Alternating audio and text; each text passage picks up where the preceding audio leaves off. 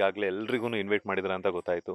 So ಯಾರೆಲ್ಲ ಬರಬಹುದು and ಎಷ್ಟು ಖುಷಿಯಿಂದ ವೆಯ್ಟ್ ಮಾಡ್ತಿದ್ರ ಆ ಒಂದು ಅವ್ರನ್ನ ವರ್ಸೋದಿಕ್ಕೆ ಅಂತ?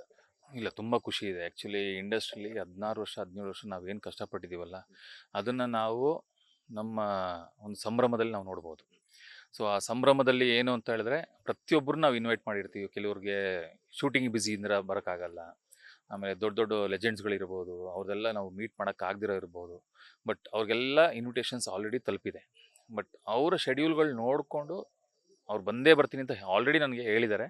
But I am just waiting for with cross fingers. Sunday ಇರೋದ್ರಿಂದ ಎಲ್ಲರೂ ಒಂದು ಫ್ರೀ ಮಾಡ್ಕೊಂಡು ಬಂದೇ ಬರ್ತೀನಿ ಅಂತ ಹೇಳಿದ್ದಾರೆ. So I am waiting for that one ಅಷ್ಟೇ. ಮೆಹಂದಿ ಅಂತೂ ನಡೀತಾ ಇದೆ. ಸಂಗೀತ ಕಾರ್ಯಕ್ರಮಕ್ಕೆ ಯಾವ ಸಾಂಗ್ಸ್ಗೆಲ್ಲ ಪ್ರಿಪೇರ್ ಆಗಿದ್ರ? ಯಾವ ಸಾಂಗ್ಸ್ಗೆ ಪರ್ಫಾರ್ಮೆನ್ಸ್ ಮಾಡೋದಕ್ಕೆ ವೆಯ್ಟ್ ಮಾಡ್ತಿದ್ದೀರಾ ಅಂತ? ಸರ್, ನಾನಂತೂ ಯಾವುದಕ್ಕೂ ಪ್ರಿಪೇರ್ ಆಗಿಲ್ಲ ಸರ್. ಎಲ್ಲ ಮೇಡಮು, ಅವ್ರ ಫ್ಯಾಮಿಲಿಯವರು ಮತ್ತು ನನ್ನ ಫ್ಯಾಮಿಲಿಯವರು ಪ್ರತಿಯೊಬ್ಬರು ಅವ್ರು ಪ್ರಿಪೇರ್ ಆಗಿದ್ದಾರೆ. ಏನಕ್ಕೆ ಅಂದರೆ ನಾವು ವಿಲನ್ ಮಾಡೋರು ಸರ್. ನಾವು ಎಲ್ಲಿ ಸರ್ ನಾವು ಹುಡುಕ್ತೀವಿ ಸಾಂಗ್ಗಳು. ಈ ಸಾಂಗ್ಗಳೆಲ್ಲ ಬರಬೇಕು ಅಂದರೆ ನೆಕ್ಸ್ಟ್ ಇವ್ರಗಳ ಕಡೆಯಿಂದನೇ ಬರಬೇಕು. ಅಲ್ಲೋ ಒಂದು ಕಡೆ ಒಂದು 2-3 ಸ್ಟೆಪ್ ಹೇಳಿದ್ದಾರೆ, ಆ ಸ್ಟೆಪ್ ಮಾಡ್ತೀವಿ ಅಷ್ಟೇ. ನಮ್ಮ ಕೈಲಾಗೋಷ್ಟು ಮಾಡ್ತೀವಿ ಅಷ್ಟೇ.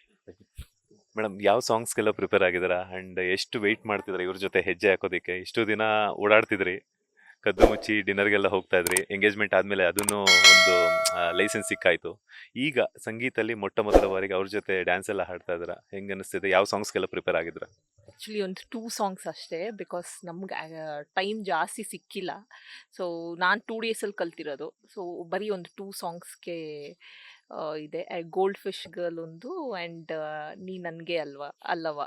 ಸೊ ಆ 2 ಸಾಂಗ್ಸ್ಗೆ ಮಾಡ್ತಾ ಇದ್ದೀವಿ ಇವ್ರು ನಿಮ್ಗೆನಾ? ಅಷ್ಟೇ. Done, booked for life. Course ಆಗೋಯ್ತು, ಫಿಕ್ಸ್ ಆಗೋಯ್ತು. ಫಿಕ್ಸ್ ಆದ್ಮೇಲೆ ನಾವು ಇನ್ನು ಅಲ್ಲಾಡಂಗಿಲ್ಲ. ಪಿಲ್ಲರ್ ರೆಡಿ ಆಗ್ಬಿಟ್ಟಿದೆ. ಇನ್ನು ಮನೆ ಕಟ್ಟೋದು ಒಂದೇ ಬಾಕಿ. ಓಕೆ, ಈಗ ಸಂಗೀತ ಆಗುತ್ತೆ, ಮೆಹಂದಿ ಎಲ್ಲ ಆಗುತ್ತೆ, ರಿಸೆಪ್ಷನ್ ಹಾಗೇನೆ ದಾರ ಮುಹೂರ್ತಕ್ಕೆಲ್ಲ ಯಾವ ರೀತಿ ಪ್ಲಾನ್ ಮಾಡ್ಕೊಂಡ್ರೆ? ಗೋಧುಳಿ ಲಗ್ನದಲ್ಲಿ ಏನೋ ಪ್ರಪೋಸ್ ಮಾಡಿದ್ರಿ, ಅದೇ ಲಗ್ನದಲ್ಲಿ ಮದುವೆ ಆಗ್ತಾರ ಅಂತ ಹೇಳ್ಬಿಟ್ಟು ಎಷ್ಟೋ ಜನ ವೆಯ್ಟ್ ಮಾಡ್ತಿದ್ರು.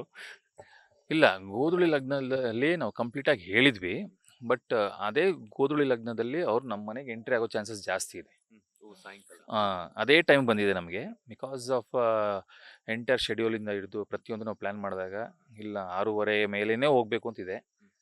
ಅವ್ರು ಅದೇ ಟೈಮಲ್ಲಿ ಬರ್ತಾರೆ. ಮದುವೆ ಆಗಿಲ್ಲ ಅಂದ್ರೂ ಮನೆ ಗೃಹ ಪ್ರವೇಶಕ್ಕೆ ಸೇರತ್ಕೊಂಡ್ ಬರ್ತಾ ಇರೋದೆ. ಅಷ್ಟೇ ಅಷ್ಟೇ ಅಷ್ಟೇ, ಇನ್ನೇನು ಇಲ್ಲ, ಚೇಂಜ್ ಮಾಡಂಗಿಲ್ಲ. ಬೆಳಗ್ಗೆನೇ ಇದೆ, ತುಂಬ ಬೇಗ ಬಿದ್ದಿದೆ ಮುಹೂರ್ತ. ಸೊ ಅರೌಂಡ್ 8:30ಗೆಲ್ಲ ಮುಹೂರ್ತ ಇದೆ. ಸೊ ಈವ್ನಿಂಗ್ ಮನೆ ತುಂಬಿಸ್ಕೊಳ್ಳೋದಿದೆ. ಶಾಸ್ತ್ರ ಸಂಪ್ರದಾಯ ಅಂತ ಬಂದ ತಕ್ಷಣ, ಬಿಕಾಸ್ ಯಾಕಂತಂದ್ರೆ ಇಬ್ರು ಗೌಡಾಸ್ ಆಗಿರೋದ್ರಿಂದ ಗೌಡಾಸ್ ಅದ್ರ ಪ್ರಕಾರನೇ ಹೋಗುತ್ತೆ. ಸೊ ಬೇರೆ ಏನೋ ಚೇಂಜಸ್ ಮಾಡ್ಕೊಂಡಿದ್ರ ಅಥವಾ ಅದ್ರ ಪ್ರಕಾರ? ಬಿಕಾಸ್ ಒಂದೊಂದರಲ್ಲೂ ಕೂಡ ಗೌಡಾಸ್ ಅಂದ್ರೂ ಕೂಡ ಅದರಲ್ಲಿ ಬೇರೆ ಬೇರೆ ತರ ಬರುತ್ತೆ. ಸೊ ಹಾಗಾಗಿ ಇಲ್ಲ ಸರ್, ಅದೇನೂ ಇಲ್ಲ. ಆ್ಯಕ್ಚುಲಿ ಹೇಳ್ಬೇಕು ಅಂದರೆ ಗೌಡಾಸ್ ಅಂತ ಬಂದಾಗ ನಾವು ಕೊಡಗಿನ ಗೌಡರು, ಅವರು ಬ್ಯಾಂಗ್ಳೂರು ಗೌಡರು. ಸೊ ಅದೆಲ್ಲ ಬಿಟ್ಟು ನಾವು ಹಿಂದೂ ಸಂಪ್ರದಾಯವಾಗಿ ಏನು ಮಾಡಬೇಕು ಅದನ್ನು ಮಾಡ್ತಾ ಇದ್ದೀವಿ. ಬಟ್ ಅವ್ರ ಪ್ರಕಾರವಾಗಿ ಅವ್ರ ಮನೇಲಿ ಏನು ಗೌಡ ಸಂಪ್ರದಾಯ ಹಿಂದಿನ ದಿವಸ ಬರುವಂಥದ್ದು ಏನು ಮಾಡ್ತಾರೆ ಅದು ಮಾಡ್ತಾರೆ. ನಾವು ಹಿಂದಿನ ದಿವಸ ಏನು ಮಾಡ್ತೀವಿ ಅದನ್ನು ಮಾಡ್ತೀವಿ. ಬಟ್ ಅಲ್ಲಿ ಬಂದು ಕೂತ್ಕೊಂಡಾಗ ಹಿಂದೂ ಸಂಪ್ರದಾಯ ಏನು ಮಾಡಬೇಕು ಅಂತಿದ್ದೀವೋ ಅದನ್ನು ಗುರುಗಳಿಗೆ ಹೇಳಿ ನಾವು ಅದನ್ನು ಪ್ರಿಪೇರ್ ಮಾಡಿ ಅದ್ರ ಪ್ರಕಾರ ಹೋಗ್ತಾ ಇದ್ದೀವಿ ಅಷ್ಟೇ. ಹಳದಿ ಶಾಸ್ತ್ರ ಆಯ್ತಾ? ಇನ್ನೂ ವೆಯ್ಟ್ ಆಗ್ಬೇಕಾ? ಇಲ್ಲ, ಇನ್ನೂ ಆಗಬೇಕು. ಲೇಟೆಸ್ಟ್ ಹಾಗೂ ಇಂಟ್ರೆಸ್ಟಿಂಗ್ ಸುದ್ದಿಗಳಿಗಾಗಿ ಬಾಸ್ ಟಿವಿ ಕನ್ನಡ ಚಾನೆಲ್ನ ಸಬ್ಸ್ಕ್ರೈಬ್ ಮಾಡಿ. ಹಾಗೆಯೇ ಬೆಲ್ ಐಕಾನ್ ಪ್ರೆಸ್ ಮಾಡಿ. ಇದರ ಜೊತೆಗೆ ಫೇಸ್ಬುಕ್, ಇನ್ಸ್ಟಾಗ್ರಾಮ್, ಎಕ್ಸ್ನಲ್ಲೂ ಮಿಸ್ ಮಾಡದೆ ಫಾಲೋ ಮಾಡಿ.